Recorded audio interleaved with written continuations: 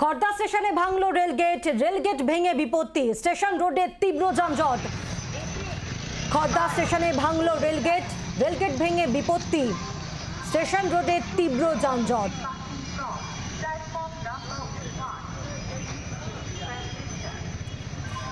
যে ছবি আপনাদেরকে দেখাচ্ছি খড়দা স্টেশনের ছবি, সেখানে রেলগেট ভেঙে বিপত্তি, তীব্র যানজটের মধ্যে পড়তে হয় নিত্যযাত্রীদের। আমরা কথা বলবো, বরুণ রয়েছেন আমাদের সঙ্গে টেলিফোনে, বরুণ সেনগুপ্ত। বরুণ, এখন এই মুহূর্তের কি পরিস্থিতি? দেখো, এই মুহূর্তে যুদ্ধকালীন তৎপরতায় কিন্তু রেল কাজ চালিয়ে চলেছে। খড়দা যে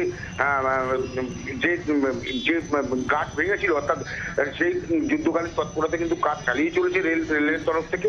এই মুহূর্তে কিন্তু যে সেকেন্ড অপশন, অর্থাৎ যেটা ম্যানুয়ালি যেটা হাত দিয়ে খোলা যায় সেই গেট দিয়ে কিন্তু আপাতত কাজ চলছে এখনো। আর কিছুক্ষণের মধ্যেই গেট চালু হয়ে যাবে, এমনটাই আশ্বাস দিচ্ছে রেলের তরফ থেকে।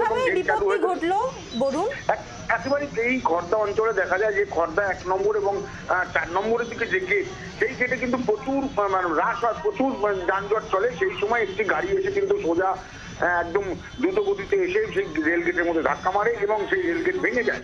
এই রেল গেট ভেঙে যাওয়ার পরেই কিন্তু এই বিপত্তি শুরু হয়। যদিও রেল ঠিক সময় মতোই চলছে, কারণ রেলের তরফ থেকে যেটুকু জানানো হচ্ছে যে কয়েক মিনিট হয়তো দেরি হয়েছিল রেল চলাচলে, কিন্তু তারপরে রেল যে পরিষেবা সেটা ঠিক আছে, কিন্তু সড়ক পরিষেবা যেটা খড়দা স্টেশন রোডের যে পরিষেবা, সেখানে কিন্তু যানজটের তৈরি হয়।